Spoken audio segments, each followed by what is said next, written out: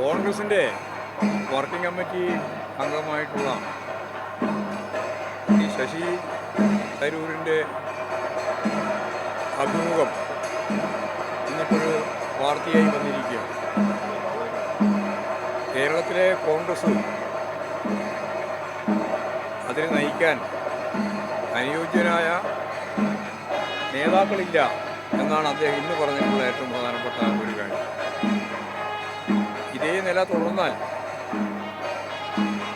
LDF വീണ്ടും അധികാരത്തിലേക്ക് വരാൻ സാധിക്കുന്ന സാഹചര്യമാണ് ഉള്ളത് എന്നും അദ്ദേഹം വ്യക്തമാക്കി. ശരിയായ നിലപാടുകൾ സ്വീകരിക്കുന്ന ആളുകളെ പൂർണ്ണമായിട്ടും അംഗീകരിക്കുകയും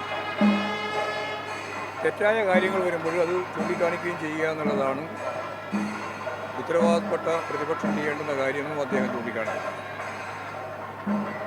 ഇടതുപക്ഷ ജനാധിപത്യ മുന്നണിയും കമ്മ്യൂണിസ്റ്റ് പാർട്ടി ഓഫ് ഇന്ത്യ മാർക്സിസ്റ്റും പറഞ്ഞ കാര്യങ്ങൾ കോൺഗ്രസിൻ്റെ വർക്കിംഗ് കമ്മിറ്റി നേതൃത്വം വരെയുള്ള ശശി തരൂരിനെ പോലുള്ളവർക്ക് പറയേണ്ടി വന്നിരിക്കുന്നു എന്നുള്ളതാണ് സത്യം.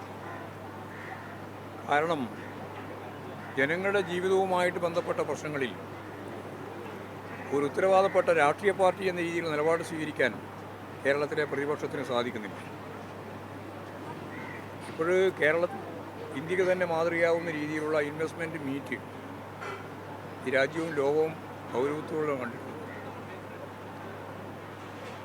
വളരെ വ്യക്തതയോടുകൂടി ഇന്ന് നമുക്ക് മനസ്സിലാക്കാൻ സാധിച്ചത്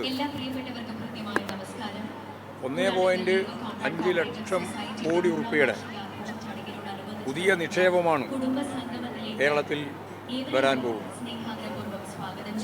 അത് പുതിയ കേരളത്തെ രൂപപ്പെടുത്തുന്നതിൻ്റെ ഭാഗമായി കേരളത്തിലെ തൊഴിലില്ലായ്മ പരിഹരിച്ചുകൊണ്ട് തന്നെ ആളോഹരി വരുമാനം വർദ്ധിപ്പിച്ചുകൊണ്ട് തന്നെ ലോകത്തെ വികസിത രാജ്യങ്ങളുടെ ജീവിത നിലവാരത്തിലേക്ക് ഒരു 10-20 വർഷക്കാലം കൊണ്ട് കേരളത്തെ എത്തിക്കാനാവും.